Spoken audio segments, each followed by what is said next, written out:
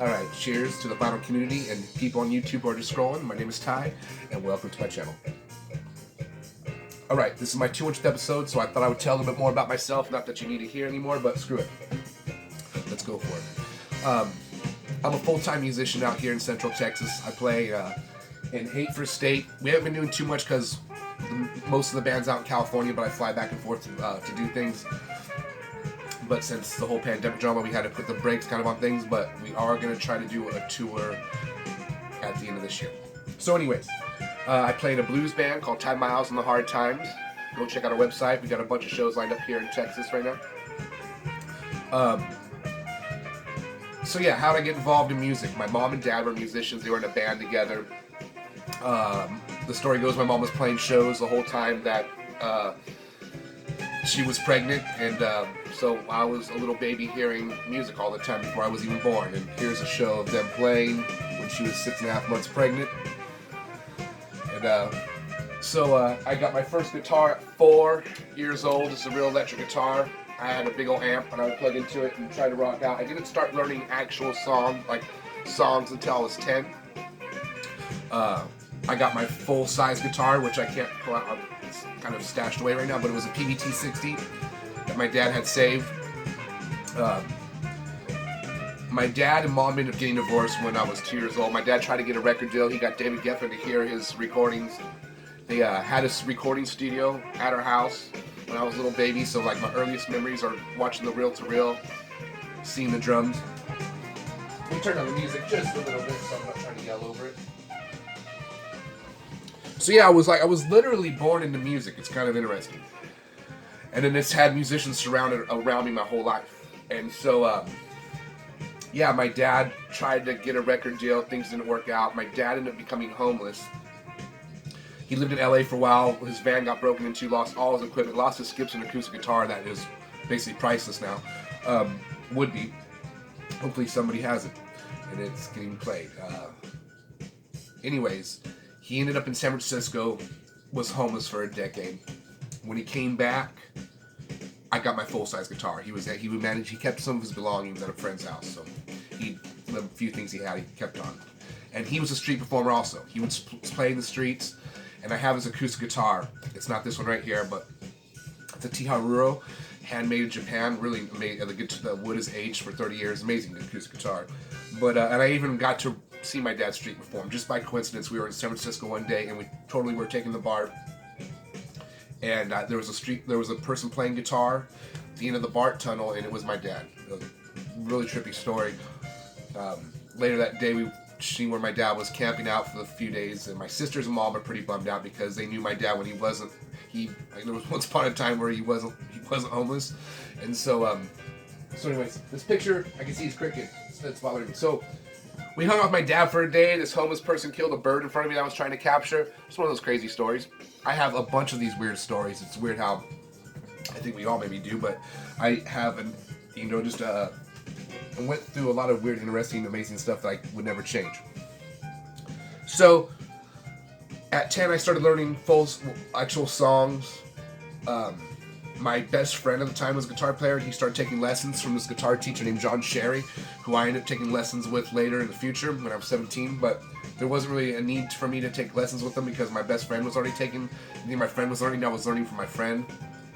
And then my mom had musicians all around the house. So like when the '89 earthquake happened, my mom's friends came over, had live music, had a generator. One of my mom's good friends was a guitar player who lived at our house for a while. And had my own private guitar teacher. This dude was phenomenal on guitar. He ripped, especially blues. And he would go to these guitar competition things where like it's whoever could get the crowd the most pumped up with the band, you'd win a few $100. He would go win these all the time. If he was a little low on cash, he would try to see where one was at and go win. And I would make him show me Nirvana, Alice in Chains, Black Flag. I had him figure out everything for me, and it was really awesome that this guy, that he took me under his wing and did all that cool stuff. And I was like a ruthless little kid, just told me like, hey, could you, don't hang out with mom and friends. Teach me some freaking guitar. And it's funny. There's this thing he would do. There's some things he did on guitar that I remember just stood out and sounded so pretty to me. And it's those little things kind of rubbed off on my playing, I feel like. And so had all this. As a kid, it was an interesting lifestyle.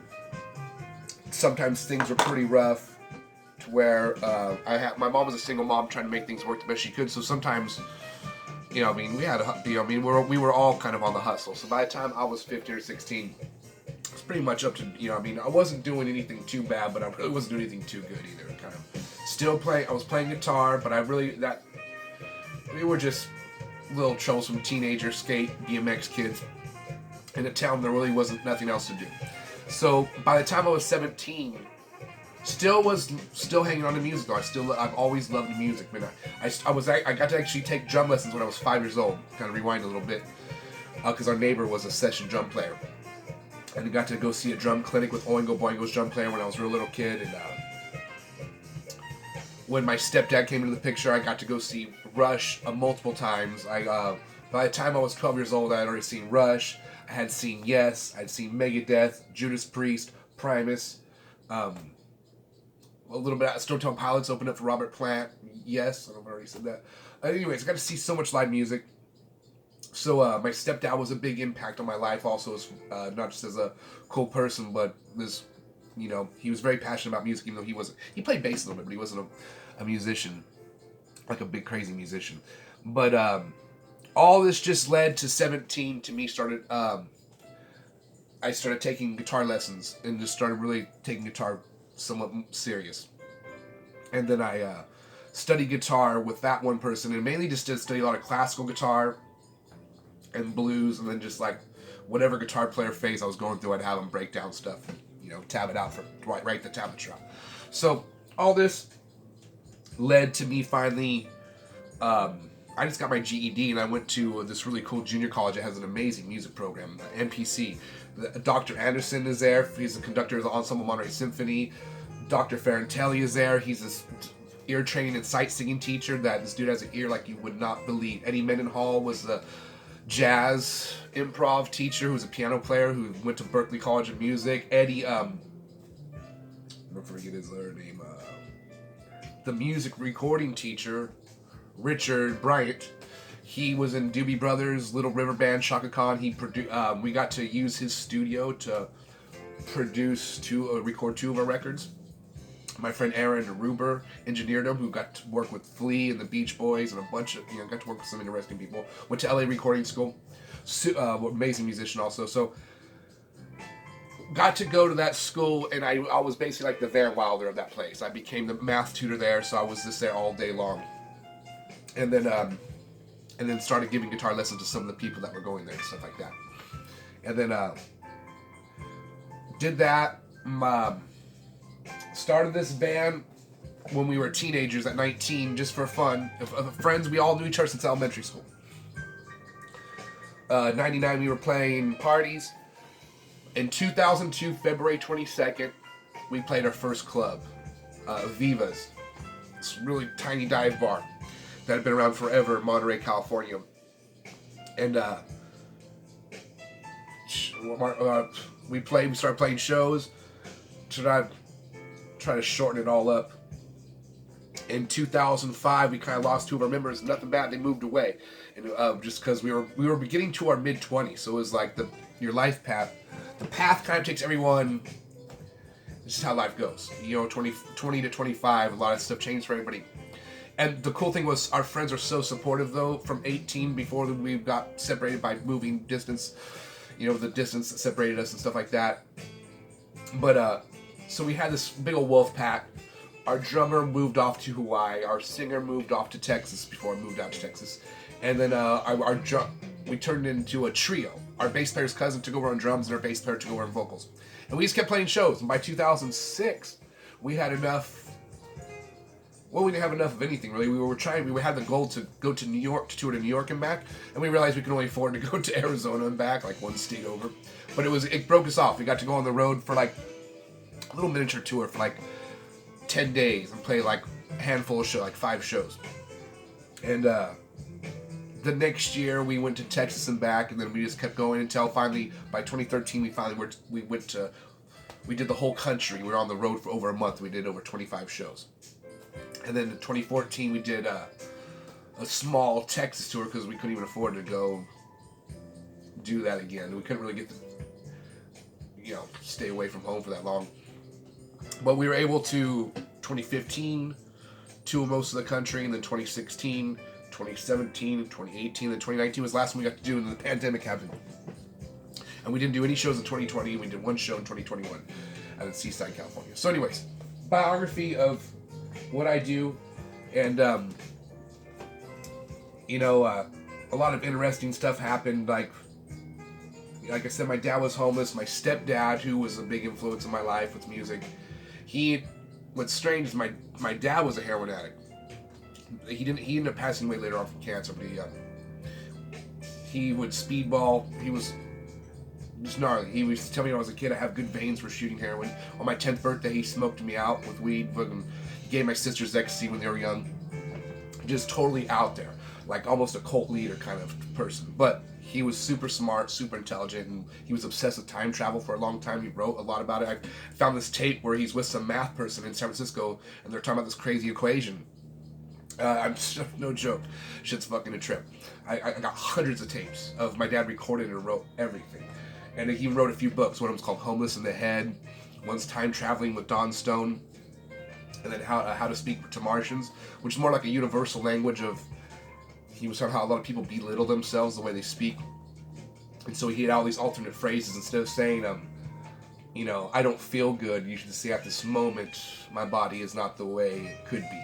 It's just a bunch of phrases, alternate phrases to change the way so you're just not beating yourself up all the time, subconsciously in a weird way by the way you speak. So anyways, my dad was into all that, and like I said, he was homeless. He was into heroin, but came back, and by just a strange coincidence, my stepdad really didn't do any heroin in front of me when I was a kid, but he ended up getting involved in this crowd. He moved to Santa Cruz. And,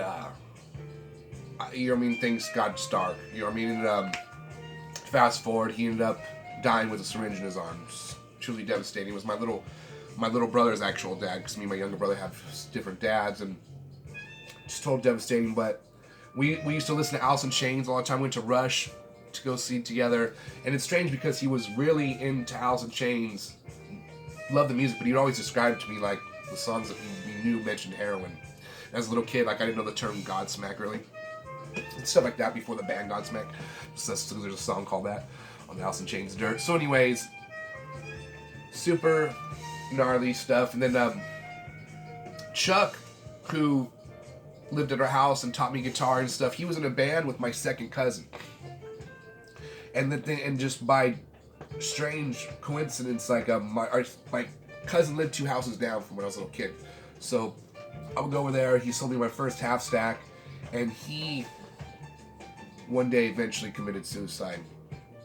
Totally devastating. I remember one time we went to a Rush concert together because my stepdad couldn't take me because my mom and dad had just separated, so there was some drama. We had these Rush tickets, so we all just met up together anyways, but it's because Scott lives so close. I mean, tell you guys some personal stuff, but it's all good. It's nothing like too personal. I don't mind sharing with people or strangers.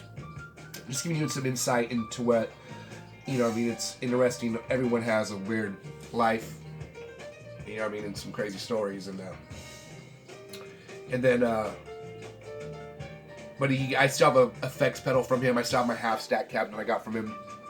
And then Chuck, who was in a band, my second cousin, ended up passing away from drinking. He got, I can't remember, with cirrhosis of the liver, but he ended up getting, lived out in Indiana. Then he had passed away. This a while back, and things just kept getting crazier. And that's where you see this little thing back here. It's a picture of my dad, actually.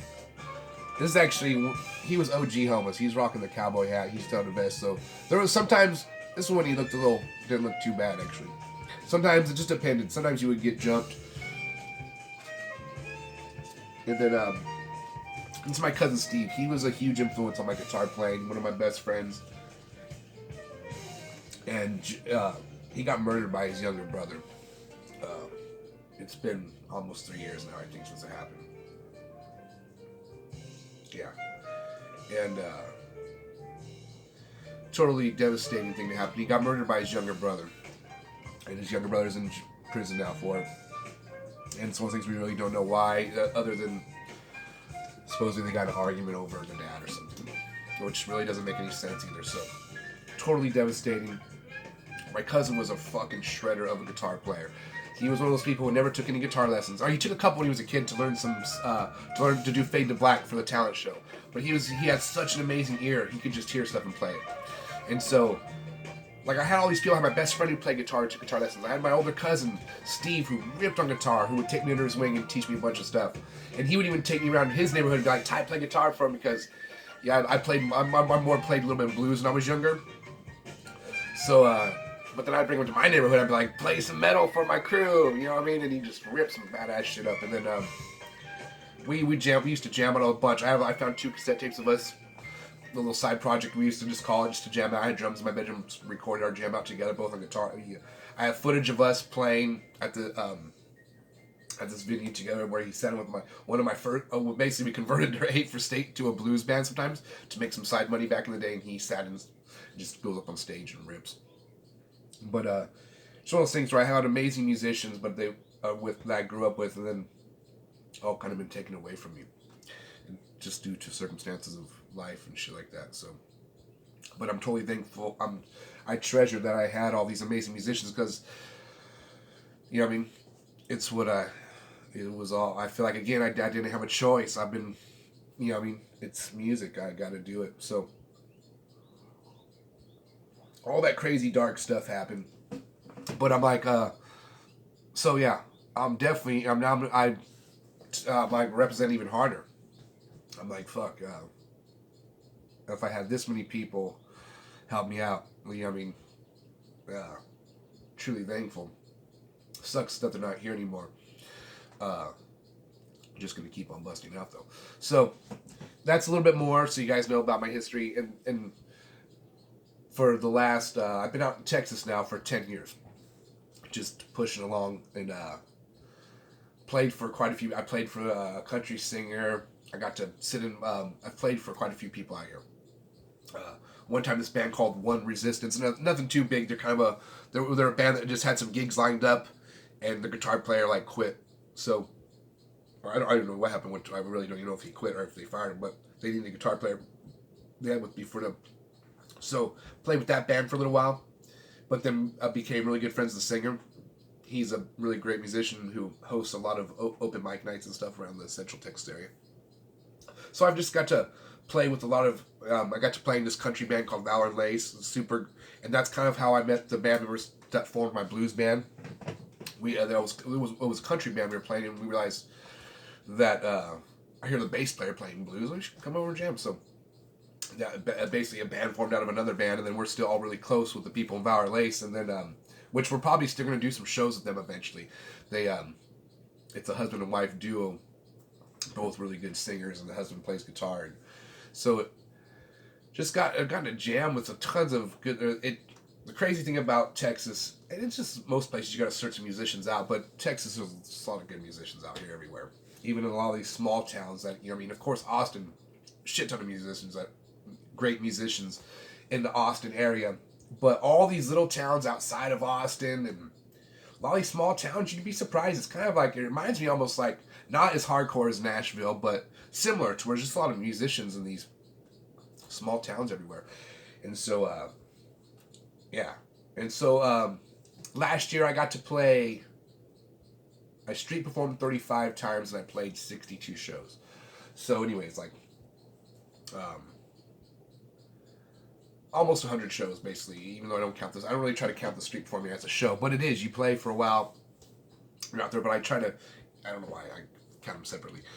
But my goal this year is to play way more than that. I want to make sure I play 68 shows of just the band, and I want to do, you know, I mean, realistically, I want to be playing 300 shows a year, and kind of see what's off. I want to play every day of the year, if I could have all the venues lined up like that. And that's my goal. But before I get to that, like I almost broke 100 last year. I mean, but that was super awesome. Had a great time playing that many shows. So anyways, and then you know, my advice to anybody: just do what you love. You know what I mean? Like, follow that shit. And like, what does Bukowski say? Do it, follow, love it until it kills you. I'm a firm believer in that. All right, I'll leave it at 20 minutes. 200 episode, 20 minutes. What's up, guys? Thanks for liking my channel and watching my channel, and liking, subscribing to my channel, and all that stuff. I think I said channel like 4 times, but that's why my motto. I always say, stay positive and play lots of music, because of we've all been through some shit. So and you gotta stay positive. You just gotta keep on pushing and all that good stuff. Keep on trucking. Keep on keeping on. So anyways, I don't want to let you go to 21 because we're 200 episode. Stay positive, play out some music, and I'll see you guys next time. Bye.